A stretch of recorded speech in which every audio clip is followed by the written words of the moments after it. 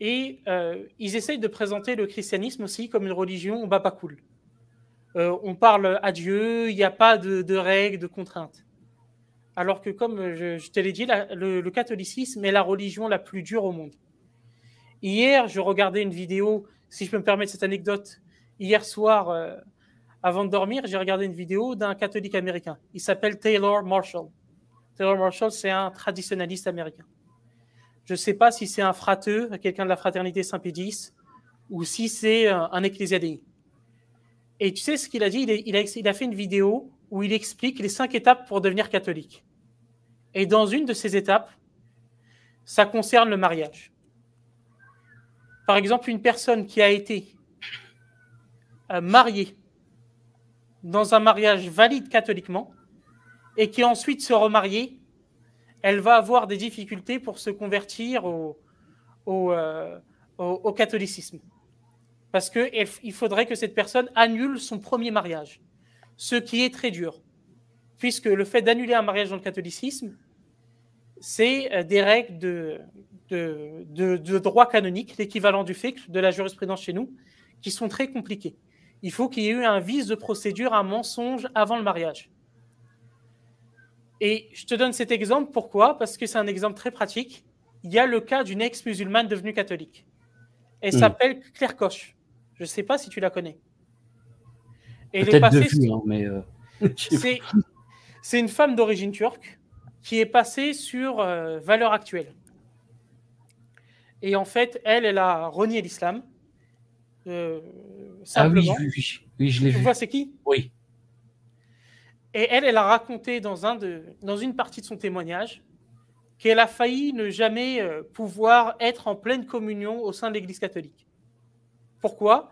Parce que, en fait, son mari a déjà été marié auparavant. Et donc, le prêtre en question lui a dit c'est pas possible. Et elle a dû faire un gros travail pour pouvoir baptiser. Elle a dû faire un gros travail pour pouvoir se faire baptiser et rentrer en pleine communion au sein de l'Église catholique et pouvoir communier. T'imagines, pour une décision qui est antérieure à sa conversion au catholicisme.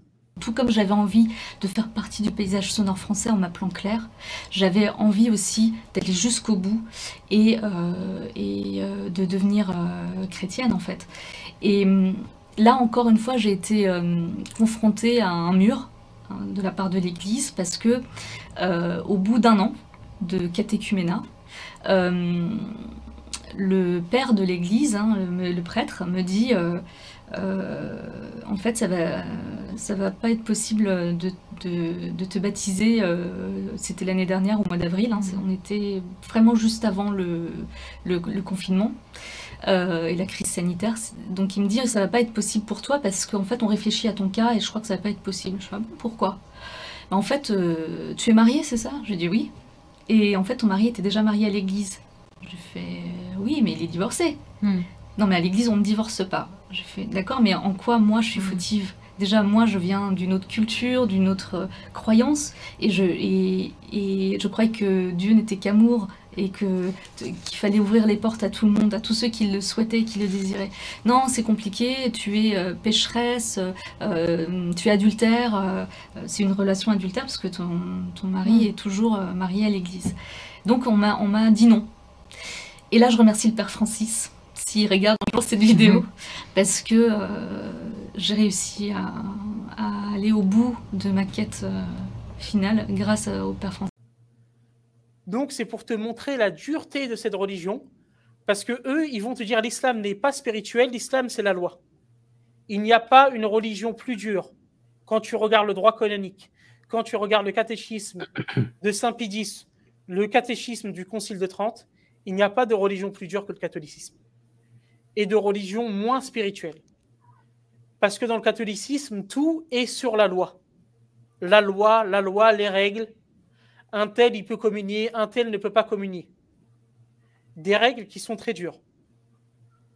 Alors que dans l'islam, il y a certes des règles, c'est une religion exigeante, alhamdulillah, mais qui a beaucoup plus de spiritualité. Je peux te donner juste un exemple au niveau du pardon, du fait du repentir, de demander pardon à Dieu. En islam, tu es d'accord avec moi? Si demain quelqu'un a fait d'énormes péchés et qu'il souhaite se repentir, si ces péchés ne touchent pas le droit d'une autre personne, elle peut se repentir directement auprès d'Allah. On est d'accord. Il n'y a pas de divergence dessus. On peut se repentir directement auprès d'Allah. Dans le catholicisme, quand une personne a été baptisée et qu'ensuite elle a arrêté de pratiquer, si elle veut revenir en pleine communion au sein de l'Église catholique, pouvoir communier, elle doit se confesser. Et pour se confesser, en fait, elle doit dire, par exemple, la personne, elle n'a pas été pratiquante, elle ne s'est pas confessée depuis 20 ans, elle doit dire au prêtre tous les péchés qu'elle a commis pendant 20 ans. Tous, sans exception. Et auparavant, c'est pour ça que les catholiques, notamment dans le catéchisme de Baltimore, qui a été le catéchisme le plus utilisé auparavant aux États-Unis et encore aujourd'hui dans certains milieux, il fallait prendre des notes de tous ces péchés. Et c'est-à-dire qu'au prêtre, il faut lui dire, par exemple, j'ai volé telle somme à tel moment et tel nombre de fois. J'ai forniqué avec tel type de femme. Et après, ils osent dire on est la religion de la spiritualité, la religion du pardon, la religion de la douceur. Noter, t'as dit, note. Auparavant, les catholiques, même encore aujourd'hui, les catholiques très pratiquants, notent. Ça pourrait se retrouver sur Google, c'est dangereux. Ils ont des fichiers Excel, ce qui crée une maladie que les prêtres connaissent très bien. Je crois en anglais, ça se dit scrupulous. C'est les catholiques qui ont trop de scrupules. C'est-à-dire, il y a des catholiques qui se confessent, qui veulent se confesser quasiment tous les jours. En fait, ils ont des wesh-wesh dans leur tête, ils ont des choses qui font qu'ils ont l'impression de ne s'être pas assez confessés. Et donc, ils se confessent tous les jours, ils harcèlent les prêtres. Et par exemple, il y a un exemple historique de ça, c'est Martin Luther. Tu sais, le fondateur du protestantisme, à l'époque où il était moine, il fatiguait ses confesseurs parce qu'il se confessait plusieurs fois par jour. Et ils osent dire que c'est la religion de la miséricorde, de la douceur, de la spiritualité. La vraie religion de la spiritualité, celle où il y a une connexion directe entre le croyant et Dieu, c'est l'islam. Puisqu'en islam, si demain je commets un péché, je n'ai pas à aller me confesser mes péchés au frère Michael, par exemple, en lui disant voilà ce que j'ai fait, etc. C'est l'inverse. Ouais. Il est haram de dire ses péchés en islam. Bien, précisons qu'il y a des conditions dans le sens où il faut être sincère. Absolument. Il faut le regret, etc. C'est pas tu viens, tu dis pardon. C'est pas ça. Il faut vraiment... parce qu'il y a des chrétiens, ils vont dire ouais, ça suffit alors de dire pardon, tu sais, parce que j'ai déjà eu ce commentaire-là. Non, il faut être sincère. Il faut vraiment regretter ce que tu as fait et ne souhaiter pas revenir. Jamais le recommettre. Voilà, le recommettre d'une crainte équivalente au fait de te jeter dans le feu, quoi. Voilà, etc. Donc vraiment, il y a cette condition-là. Il faut la sincérité, le regret. On le précise aux chrétiens parce que les chrétiens aiment bien ne pas nous écouter jusqu'à la fin et venir bon, bref. Il y a un truc qui m'a toujours qu'Allah nous préserve, mais tu vois, un être humain, c'est un être humain. Un homme, c'est un homme. Et le prêtre, donc il n'a pas le droit de se marier. Donc ils disent c'est la religion de la miséricorde et tout. Le pauvre bonhomme, tu vois, c'est... Subhanallah. Est-ce que j'ai besoin de détailler sur ça, franchement? C'est très dur. Voilà. Et en plus de ça, frère Yassine, et on va éviter d'aller loin dans les commentaires, parce que sinon ça va être dangereux, des femmes viennent le voir pour se confesser. Et elles rentrent dans des détails sexuels, et lui, il n'a pas le droit de se marier. Donc, tu imagines les dégâts dans sa vie, etc. Voilà, on ne va pas rentrer dans les détails, mais... Je te donne une anecdote par rapport à ça. Martin Luther, encore lui, à l'époque où il était moine, où il était au sein de l'Église catholique, refusait de confesser les femmes. Il faisait tout pour ne pas confesser les femmes. Pour cette raison. Parce qu'il expliquait que ça crée en lui certaines choses. Voilà, des envies.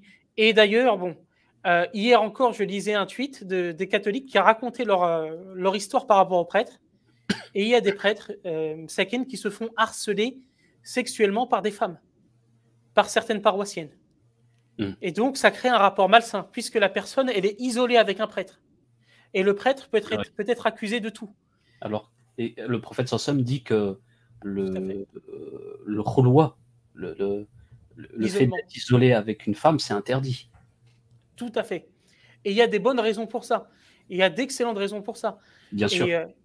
Et c'est pour ça que c'est pas quelque chose qui est sain. Et moi, après, je le dis parce que s'il y a des prêtres qui nous écoutent, moi, je leur dis clairement, ça, j'ai dit à plusieurs reprises, si j'étais né dans une famille catholique, je serais devenu prêtre avant de devenir musulman, parce que je pense qu'Allah m'aurait guidé vers l'islam, que je me serais posé des questions.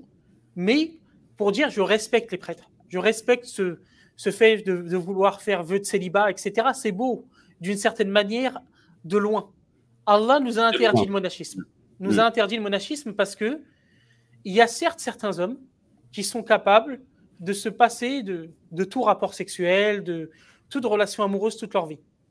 Et c'est quelque chose de respectable que je comprends. Il y a même des savants qui ne sont pas mariés pour certaines raisons, parce qu'ils n'en ressentaient pas l'envie. Ils n'avaient pas le temps, ils étaient... Tout à fait. Ah, absolument. Mais le célibat au sein du catholicisme, la vie monastique, Allah l'a interdit. Pourquoi ? Parce que ce n'est pas fait pour la majorité de l'humanité. Ça crée des dérives, ça crée des choses qui sont mauvaises, ça crée des troubles, parfois des troubles psychologiques. Et c'est pour ça que moi je dis, j'ai un grand respect pour les prêtres. Les gens les attaquent, notamment les médias attaquent le célibat des prêtres, non pas pour attaquer le catholicisme, mais pour attaquer toute vision de sacré. Mais moi je dis aux prêtres, venez à l'islam, intéressez-vous à l'islam, parce que vous ferez d'excellents musulmans. Ne vous mariez pas si vous voulez pas, il n'y a pas de souci.